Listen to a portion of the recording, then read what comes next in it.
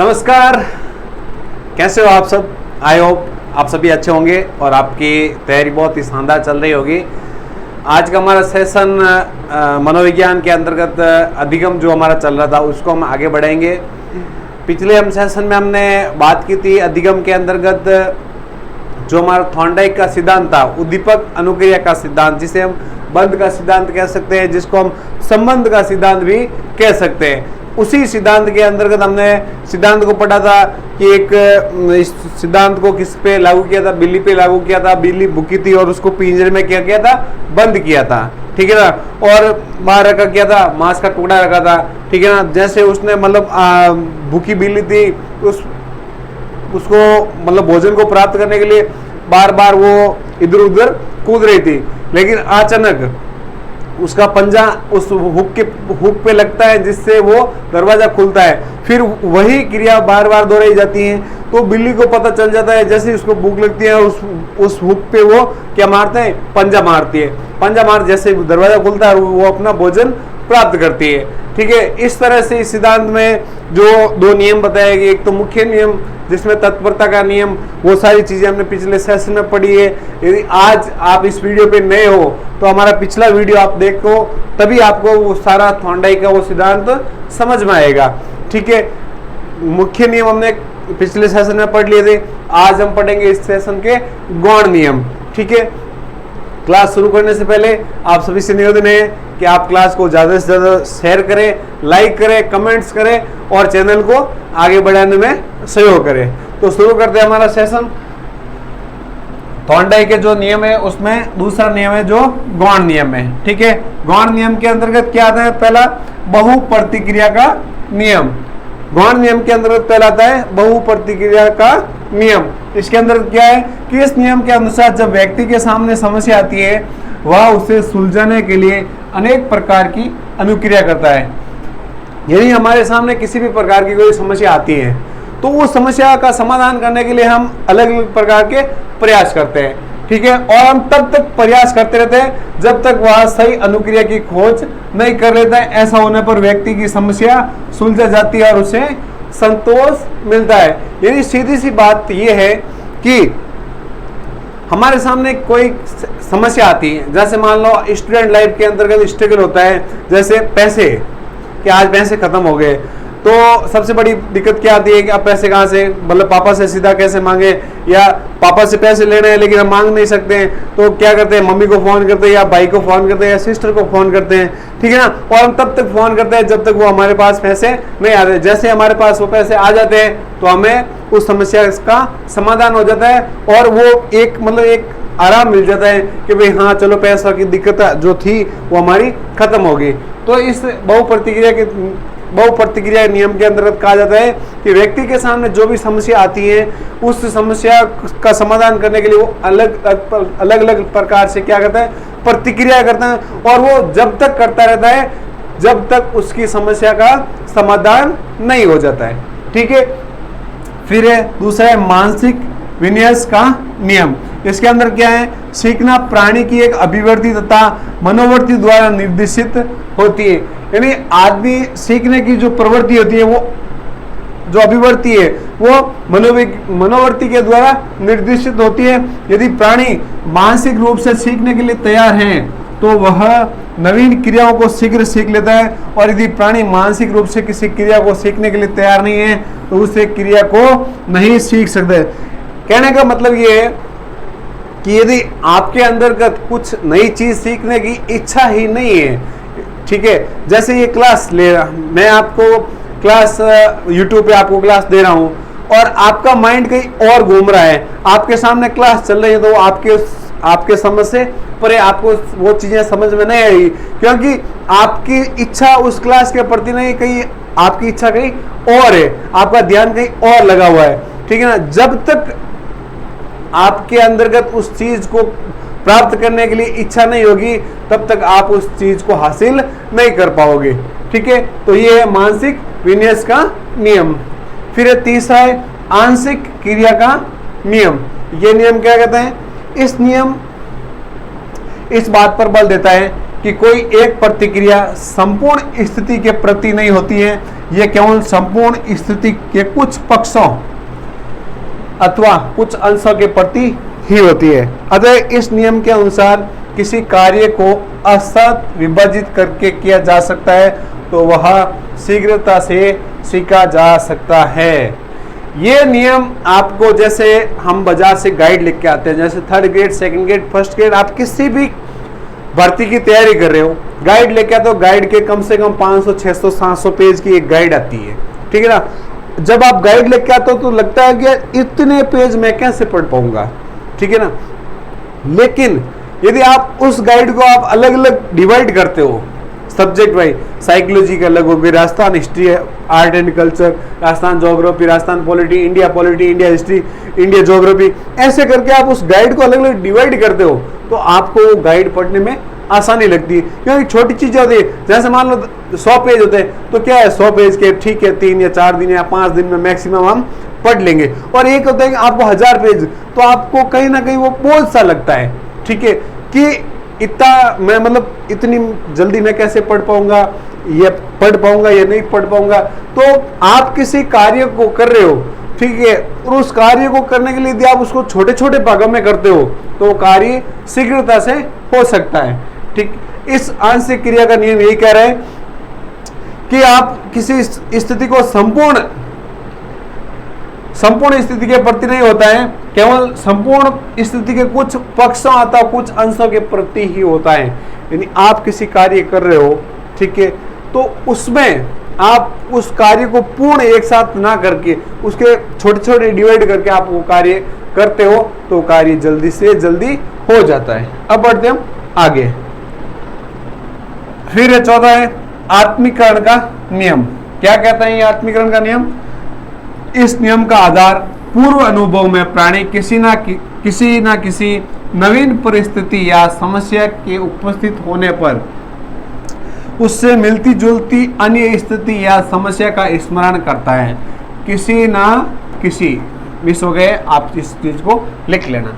आत्मीकरण का नियम क्या कह रहा है कि इस नियम का आधार पूर्व अनुभव, जैसे हम 3rd ग्रेड के अंतर्गत राजस्थान पॉलिटी पढ़ रहे हैं, वही से हमने पहले 2nd ग्रेड में पढ़ी है या RS में पढ़ी है या राजस्थान पुलिस में पढ़ी है या पटवार में पढ़ी है, ठीक है। तो अनुभव में प्राणी किसी ना किसी नवीन परिस्थिति या समस्या में उपस्थित होता है, यानी आपके सामने 3rd ग्रेड में वो सारी चीजें आ रही है, लेकिन वही सिलेबस आपका मिलता जुलता है किससे? RS SI पटवार से मिलता जुलता है,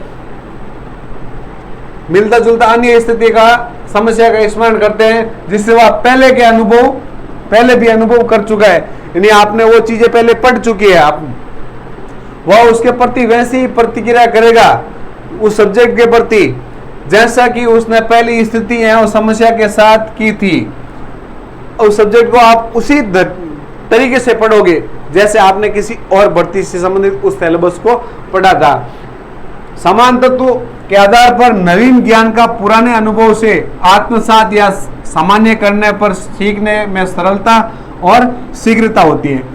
यानी कहने का मतलब ये है कि आप साइकोलॉजी पढ़ रहे हो, आपने ये जो 3rd ग्रेड की साइकोलॉजी ये आपके 2nd ग्रेड में भी काम है। अधिकम आप 3rd ग्रेड के अंदर पढ़ रहे हो लेकिन 2nd ग्रेड के में भी पढ़ रहे हो, तो आपको उस समय जब आप 2nd ग्रेड की तैयारी करोगे या 1st ग्रेड की तैयारी करोगे तो उस समय आपको वही प्रतिक्रिया कि हाँ अधिकम तो मैंने उस समय पढ़ा था, ये इंपॉर्टेंट चीज है, ये मुझे पढ़ना है, इसमें ये परिभाषा पूछ सकते हैं, इसमें ये सिद्धांत मुख्य रूप से काम आते हैं, वो सारी चीजें आपको, यानी आपका जो नवीन ज्ञान, नवीन जो प्रेजेंट टाइम आपको जो चीज सामने आ रही है वो आपका जो पुराना वाला ज्ञान है उसके साथ आप मतलब एडजस्ट करके आप उस चीज को तैयार कर सकते हो, ठीक है।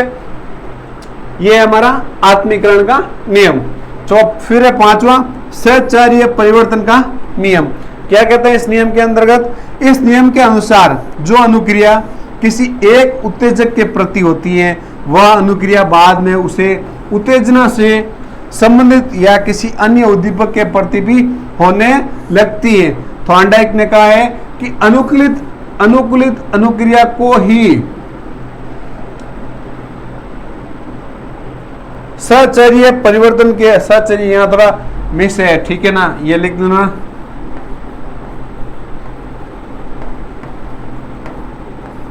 ठीक है, ये थोड़ा यहाँ से मिस टाइप हो गया है। सहचर्य परिवर्तन के नियम के रूप में व्यक्त किया है। कहने का मतलब ये है कि इस नियम के अनुसार जो अनुक्रिया किसी एक उत्तेजक के प्रति होती है, वही अनुक्रिया बाद में उसे उत्तेजना से संबंधित या किसी अन्य उद्दीपक के प्रति भी होने लगती है। ठीक है, तो ये है सहचर्य परिवर्तन का नियम। अब बढ़ते हम आगे। अब जो उद्दीपक अनुक्रिया का जो सिद्धांत था थॉर्नडाइक का, उसका शैक्षिक महत्व क्या है वो हम देखेंगे। इस सिद्धांत के द्वारा बालक पहले की गई गलतियों से होने वाले अनुभव से लाभ, हमने गौण नियम के अंतर्गत पढ़ा है कि जो हम पहले सिलेबस पढ़ चुके हैं, ठीक है, उसमें हमने क्या क्या गलती की है, उसका उसी अनुभव को हम ये वर्तमान में हम द्वारा मतलब सुधार कर सकते हैं। तो क्या कहा है, बालक पहले की जो गलतियां से होने वाला अनुभव है उससे वो ज्ञात होता है, उस अनुभव से वो लाभ उठाते हैं क्योंकि वो गलती वापस नहीं करता है। यह सिद्धांत निरंतर प्रयास पर बल देता है। मैं से यहाँ से, ठीक है, बल देता है, इसलिए बालक किसी भी समस्या से घबराते नहीं है, उसमें धैर्य और परिश्रम के गुणों का विकास होता है। ठीक है, पहला क्या कहा गया है कि बालक अपनी जो गलतियां की गई उसके अनुभव के आधार पर वो उसका क्या उठाता है, वर्तमान में लाभ उठाता है। ठीक है, फिर इसमें निरंतरता पर जोर दिया गया है। जैसे बिल्ली के सामने वो भोजन रखा है, ठीक है, वो बार बार प्रयास नहीं करेगी तो उसको भोजन प्राप्त नहीं होगा, तो वो क्या कहता है, निरंतर प्रयास। फिर ये सिद्धांत अभ्यास की क्रिया पर आधारित है, जिससे सीखा गया कार्य स्थायी बनता है। आप जितना ज्यादा अभ्यास करोगे उतना आपके माइंड के अंतर्गत वो चीजें स्थायी रूप से ज्यादा सेट होगी। आप गणित या रीजनिंग के पर्सन में आप जितना ज्यादा अभ्यास करते हो उतना आपको वो स्थायी मेमोरी में सेट हो जाता है। आपने एक बार सही ढंग से रीजनिंग या मैथमेटिक्स पढ़ ली, आपने वो सारी चीजें का अभ्यास किया आपने बार बार, तो 5 साल बाद भी उसी प्रकार का यदि आपके सामने कोई प्रश्न आता है तो उसको आप आसानी से सरल कर सकते हो। फिर ये मंद गति से सीखने वालों के लिए विशेष उपयोगी है। यानी कोई मेरे जैसा है जो पहली बार में नहीं समझ सकता है, पहली बार में उसको याद नहीं होता है, तो मेरे जैसे लोगों के लिए ये सिद्धांत काफी उपयोगी साबित है। अब हम बढ़ते हैं आगे। ये सिद्धांत के अनुसार बालक को लक्ष्य तो मालूम होता है, लेकिन वहां तक पहुंचने का सही तरीका नहीं। विभिन्न प्रयासों द्वारा वह अपने लक्ष्य प्राप्ति का सही तरीका ज्ञात करता है, जिससे उसमें आत्मनिर्भरता और आत्मविश्वास के गुण का विकास होता है। कहने का मतलब यह है कि जो थॉर्नडाइक का सिद्धांत पढ़ा था उसमें बंद पिंजरे के अंतर्गत बिल्ली थी। बिल्ली को पता था कि मेरा जो लक्ष्य है वो भोजन को प्राप्त करना है, उसको भोजन सामने दिखाई दे रहा है। जैसे हम पढ़ रहे हैं, हम तैयारी कर रहे हैं, 3rd ग्रेड हमारा लक्ष्य है कि 3rd ग्रेड शिक्षक बनने का हमारे सामने लक्ष्य पड़ा है कि हमें स्कूल के अंतर्गत मास्टर लगना है। अब लगना कैसे है, वहां तक पहुंचने का जो तरीका क्या क्या है, सही तरीका विभिन्न, जैसे कोचिंग जाते हैं, सेल्फ तैयारी करते हैं, लाइब्रेरी जाते हैं, टेस्ट सीरीज ज्वाइन करते हैं, आपस में ग्रुप डिस्कस करते हैं, वो सारी क्या करते हैं, विभिन्न क्या करते हैं, हम प्रयास करके हम लक्ष्य की प्राप्ति का सही तरीका ज्ञात करते हैं। वो सारे क्या है, प्रयास, जैसे नोट्स हो गए, बुक्स हो गई, टेस्ट सीरीज हो गई, लाइब्रेरी हो गई, कोचिंग हो गई, ठीक है, और भी बहुत सारी चीजें, ये क्या हो गए, विभिन्न प्रयास। और उसी प्रयास के माध्यम से हम क्या करते हैं, लक्ष्य का जो प्राप्ति का सही तरीका ज्ञात करते हैं, जिससे हमारे अंतर्गत क्या होता है, आत्मनिर्भरता और आत्मविश्वास के गुणों का क्या होता है, विकास होता है। ठीक है, तो उद्दीपक अनुक्रिया का जो सिद्धांत थॉर्नडाइक ने दिया था उसके शैक्षिक महत्व में ये चीज आपसे पूछी जा सकती है। अब इस सिद्धांत के द्वारा बालक आशावादी और असफलता से सफलता देखने वाला बनता है।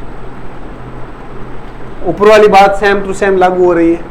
आशावादी होता है कि मुझे ये लक्ष्य प्राप्त होगा, मैं आज यहाँ पढ़ा रहा हूं तो मुझे पूर्ण भरोसा है कि जो भी मेरी ये क्लास देखेगा उसको ये चीजें समझ में आएगी। और असफलता से सफलता देखने वाला बनता है। जब शुरू किया था चैनल पे 0, आज काफ़ी सब्सक्राइब बढ़े हैं, लाइक्स आ रहे हैं, शेयर आ रहे हैं। तो असफलता से सफलता की ओर बढ़ता है। यह सिद्धांत करके सीखने पर अधिक बल देता है। ऐसे नहीं है कि जैसे हमने तैयारी कर रहे हैं 3rd ग्रेड की, तो हम खुद कर रहे हैं, लोगों के भरोसे नहीं रह रहे। पास वाले टेबल पे लाइब्रेरी में पढ़ रहे हैं या पास वाले व्यक्ति पेपर कर रहे हैं, हम उसके भरोसे नहीं रहते। हम खुद करेंगे, हम खुद पढ़ेंगे, तभी हम उस पर मुकाम को हासिल कर पाएंगे। छोटे बालकों के सीखने के लिए सिद्धांत विशेष उपयोगी है। छोटे बालकों के लिए भी विशेष उपयोगी है। मंद बालकों के सीखने के लिए भी ये सिद्धांत विशेष उपयोगी है।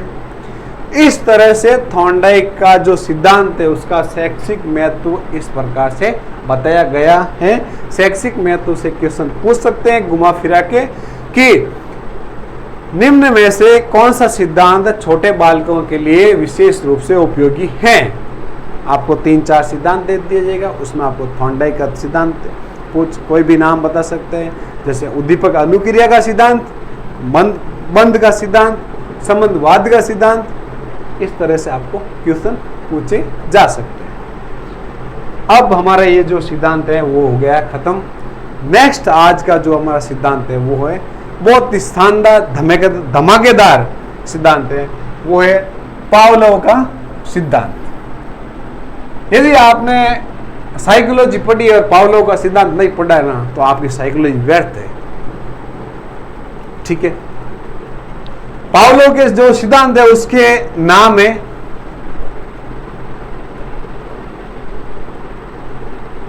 पहला है अनुकूलित अनुक्रिया सिद्धांत, शास्त्रीय अनुबंधन सिद्धांत, प्राचीन अनुबंधन सिद्धांत, परंपरागत अनुबंधन सिद्धांत, संबंध प्रतिक्रिया का सिद्धांत, संबंध प्रत्यावर्तन का सिद्धांत, प्रतिवादी अनुबंधन सिद्धांत, टाइप एस थ्योरी, अनुबंधन का सिद्धांत। ये है पावलोव के सिद्धांत के विभिन्न नाम जो आपको याद करने हैं। इन नामों में से किसी भी एक नाम आपको एग्जाम में पूछा जा सकता है कि निम्न में से पावलोव का सिद्धांत है। जैसे इसमें दे दिया संबंध प्रत्यावर्तन का सिद्धांत, तो आपको सीधा सीधा इसके नाम याद रखने हैं। नाम में से आपका प्रश्न बन सकता है क्योंकि 8-10 नाम इसके अंतर्गत दे रखे हैं। ठीक है, अब हम बढ़ते आगे। इसका जो प्रवर्तक था पावलोव के सिद्धांत का, वो पावलोव खुद था, जिसको 1904 के अंतर्गत क्या मिला, नोबेल पुरस्कार।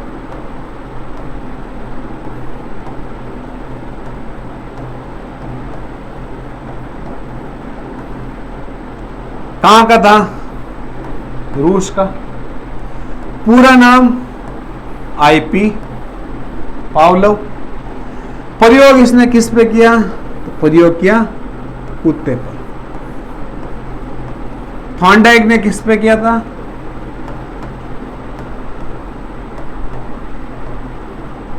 थॉर्नडाइक ने किया था बिल्ली पर। ये C-टेट में अक्सर ऐसे प्रश्न पूछे जा सकते हैं। रीट में अब थोड़ा पेपर लेवल चेंज हो गया। 3rd grade, 2nd grade, 1st grade में लेवल थोड़ा काफ़ी ज़्यादा आता है, तो इस प्रकार के क्वेश्चन नहीं पूछा जा सकता। लेकिन आप C-टेट की तैयारी करते हो, साथ में C-टेट की तैयारी कर रहे हो, तो उसमें एक पूछा जा सकता है कि थॉर्नडाइक ने अपना प्रयोग किस पर किया था, पावलोव ने अपना प्रयोग किस पर किया था, पावलोव ने इस सिद्धांत को नोबेल पुरस्कार कब मिला था। इस तरह से वहाँ सिंपल क्वेश्चन बनने के चांस ज़्यादा रहते हैं। पावलोव का सिद्धांत तो इसने क्या कुत्ते पर किया था, लेकिन पाचन क्रिया पर सिद्ध करने जा रहा था, लेकिन सिद्ध कुछ और हो गया। यानी ये सिद्धांत कुछ और हासिल करना, सिद्ध करना चाहता था, लेकिन कुछ और हो गया। ठीक है, इसमें क्या होती है कि एक कुत्ते को बंद रखा जाता है, क्या, पिंजरे में। ठीक है, और आप गूगल पे इसका फोटो देख सकते हो। ऐसे करके ये कूदता रहता है।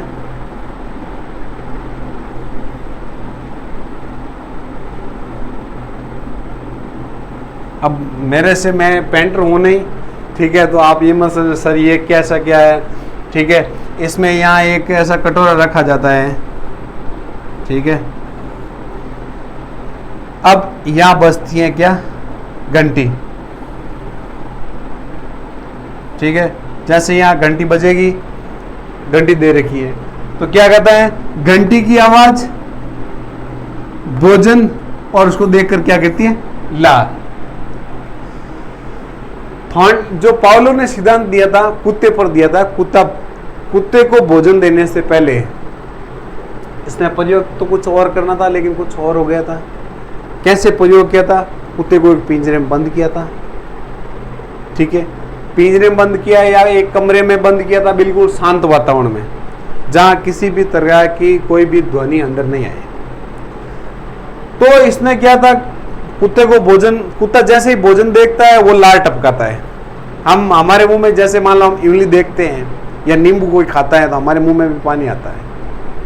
गुलाब जामुन देखते हैं तो हमारे मन में भी ऐसा लगेगा कि हाँ यार हमें भी खाने हैं। उसी प्रकार कुत्ते को जब भी कुत्ता भोजन देखता था और वो मुंह से क्या टपकाता था, लार। फिर इसने प्रयोग में क्या लेके आया था, घंटी को। क्या लाया था, घंटी की आवाज सुनी थी, फिर भोजन लाया, लार टपके। इसी चीज की क्या होती है, पुनरावृत्ति, 1 दिन 2 दिन 10 दिन 15 दिन 50 महीना 2 महीना, तब जाके कुत्ते को क्या हो जाता है, आभास हो जाता है। इस कुत्ते को क्या आभास होता है कि मुझे जैसे ही घंटी बजेगी और ये भोजन मिलेगा, ठीक है। मतलब उसको पता चल गया है कि जब तक घंटी नहीं बजेगी तब तक भोजन नहीं आएगा। जो कुत्ता पहले लार टपकाता था, किसको देखकर, भोजन को देखकर, भोजन को देखकर लार टपकाना, वही जो क्रिया है वो अब घंटी के साथ शुरू कर दी थी।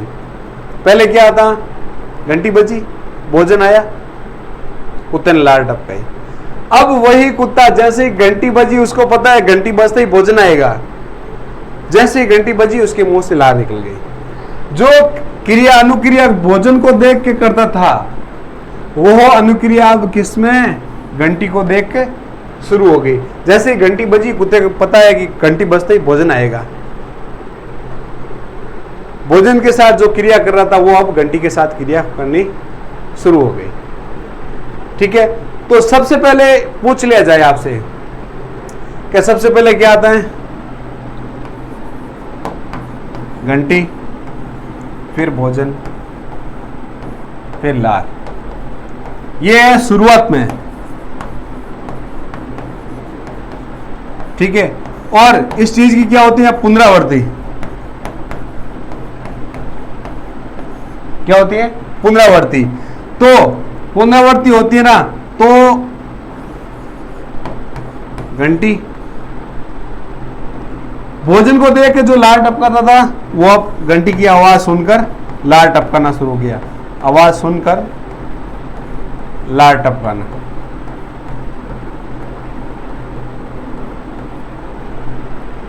ठीक है, सिद्धांत आपको समझ में आ गया होगा। सबसे पहले कुत्ते ने, पहले घंटी बजती थी, भोजन आता था, कुत्ता भोजन को देख के लार टपकाता था। इस चीज की पुनरावृत्ति होती गई। एक समय ऐसा आता है कि कुत्ता घंटी की आवाज सुन के लार टपका रहा है, मतलब घंटी की आवाज सुने थी, लार टपक गई, भोजन बाद में मिला, ठीक है। इस प्रकार से ये प्रयोग किया गया है। अब हम बढ़ते आगे। एक चीज और है, ये जैसे इसने भोजन देखा, क्या की थी, स्वाभाविक अनुक्रिया, अस्वाभाविक अनुक्रिया, ये इस चीज में संबंध है। समझेंगे। स्वाभाविक अनुक्रिया को मनोविज्ञान के अंतर्गत अनानुबंधित कहा गया है, ठीक है, और अस्वाभाविक क्रिया को अनुबंधित कहा गया है। इस चीज को आप याद रखें क्योंकि क्वेश्चन आपसे यही से पूछा जाएगा। फिर आगे बढ़ते हैं। पुनरावृत्ति के आधार पर जो संबंध स्थापित होते हैं उसे अनुबंधन कहते हैं। यानी कुत्ते का जो पहले संबंध था कि भोजन दे के लार टपकाना, लेकिन जैसे जैसे उस चीज की पुनरावृत्ति हुई और वो उसका दिमाग सेट हो गया कि घंटी बजते ही भोजन आता है, तो उसको पुनरावृत्ति के आधार पर जो संबंध बना स्थापित हुआ, किसके साथ? घंटी के साथ। यानी घंटी के साथ क्या संबंध स्थापित हुआ है, ठीक है, घंटी के साथ संबंध स्थापित होता है, उसको कहते हैं हम अनुबंधन। रूसी शरीरशास्त्री पावलोव को अनुबंधन का पिता कहा गया है। इस चीज को भी आप नोट करें, इंपोर्टेंट करके। पावलोव को रूसी सिद्धांत के परिणाम स्वरूप नोबेल पुरस्कार मिला था, जो 1904 में, ये मैंने आपको शुरुआती दौर में भी बताया था कि इसको नोबेल पुरस्कार कब मिला था, 1904 में। पूछा जा सकता है, संभावना बनी हुई है, ठीक है। अब बढ़ते हम आगे।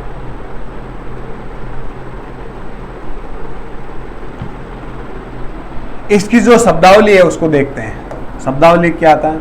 सबसे पहला आता है विलोप या विलीनीकरण। अनुबंधन स्थापित हो जाने के बाद यदि बार बार मात्र अनुबंधित उद्दीपक यानी घंटी ही प्रस्तुत किए जाने पर अनुबंधित अनुक्रिया का बंद हो जाना विलोप कहलाता है। समझ में आया? नहीं आया? समझते हैं वापस।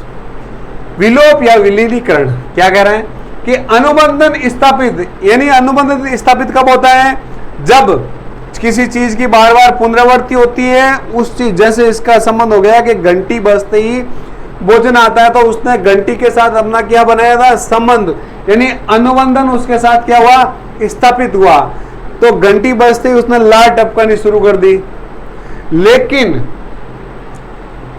संबंध स्थापित हो गया। उसको पता है कि भाई जैसे घंटी बजेगी भोजन आएगा, तो घंटी के साथ उसका संबंध हो गया, लार टपकानी शुरू कर दी बार बार मात्र।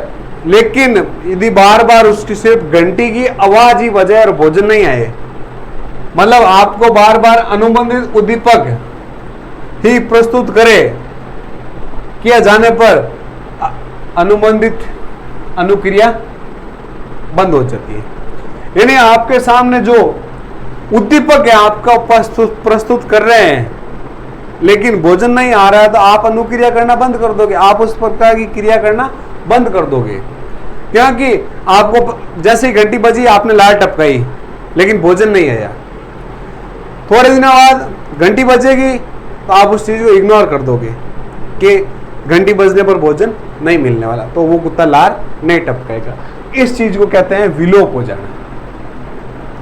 फिर दूसरा उद्दीपक सामान्यीकरण।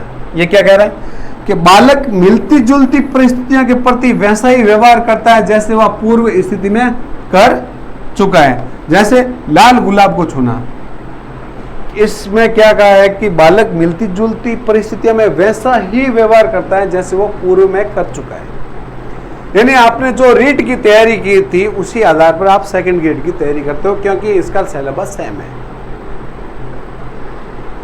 लाल गुलाब को बालक छूता है तो उसमें कांटा लग जाता है, कांटा उसको दर्द होता है।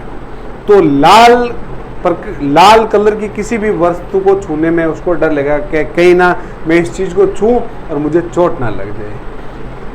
घंटी की जगह सीटी बजने पर लार टपकाना, कभी कभी ऐसा होता है कि बालक मिलती जुलती समस्या का प्रति वैसे व्यवहार करता है जैसे घंटी ना बजा के उसने सीटी बजाई और वो लार टपक गई।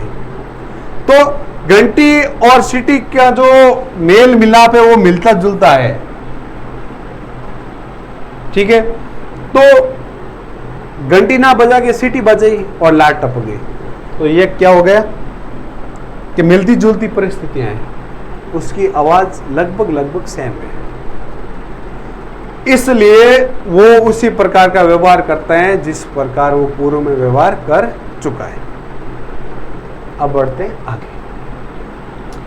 उद्दीपक विभेदीकरण, यह क्या है कि कुत्ते को घंटी की आवाज पर पुनर्बलित किया गया और सीटी की आवाज पर नहीं, तो कुत्ता धीरे धीरे दोनों उद्दीपकों के बीच विभेद करना सीख गया।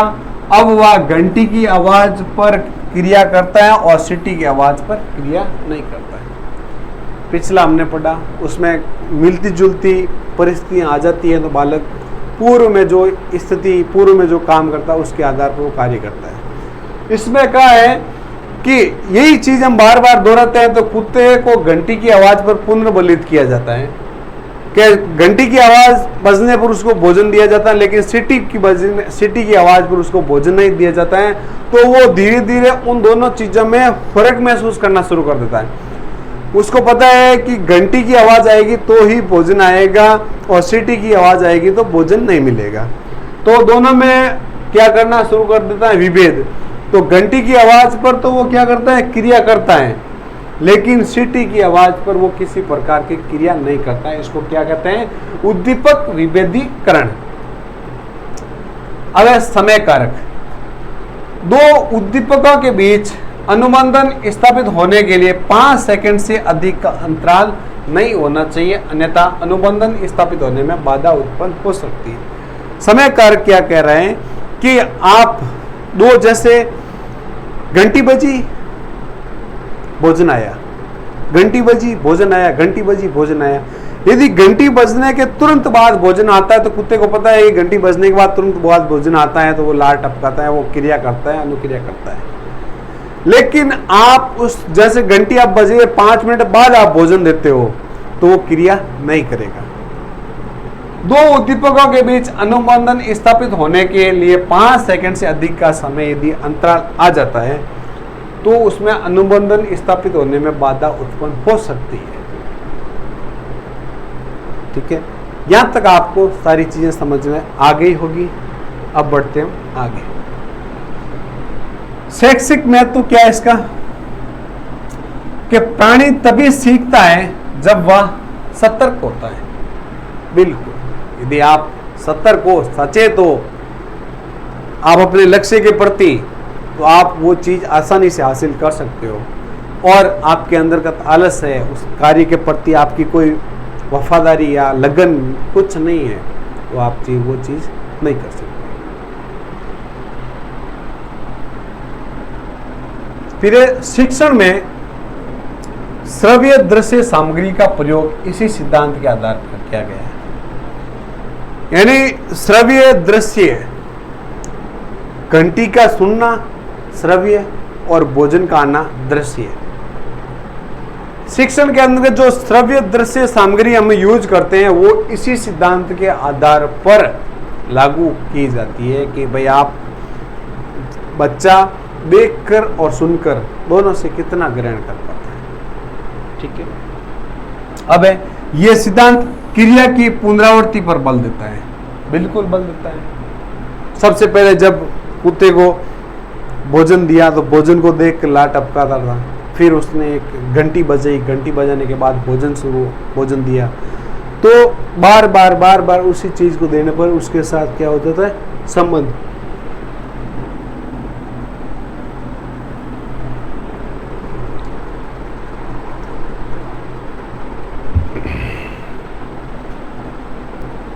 तो बार बार क्या हुई, इस चीज की पुनरावृत्ति हुई।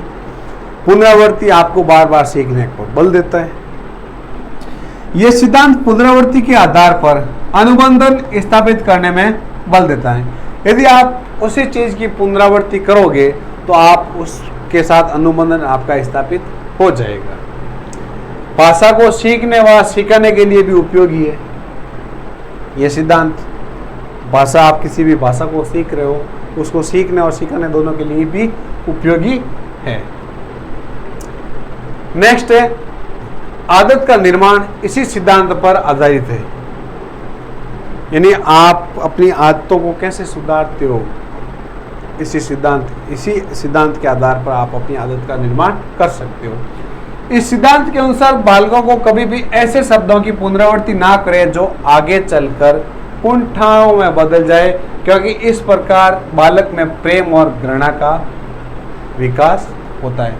यानी हम छोटे बच्चे, हमारे घर में छोटे बच्चे होते हैं, हम जैसा बोलते हैं वैसे वो अनुकरण करते हैं, उस चीज़ को सीखते हैं। यदि हम सभ्य भाषा नहीं बोलते हैं, हम गाली गलौज करते हैं, हम ऐसे कुछ ऐसी चीज़ें बोलते हैं जिससे वो बालक सीख जाता है, और फिर वो सीखने के बाद उसके अंतर्गत जो उस चीज़ों के प्रति कुंठाएं शुरू, जैसे किसी बालक को हम प्यार से नहीं बुलाते हैं, उसको ऐसे डराते हैं, धमकाते हैं, तो वो हमारे प्रति उस बालक की मतलब एक अलग ही कुंठा या घृणा पैदा हो जाती है।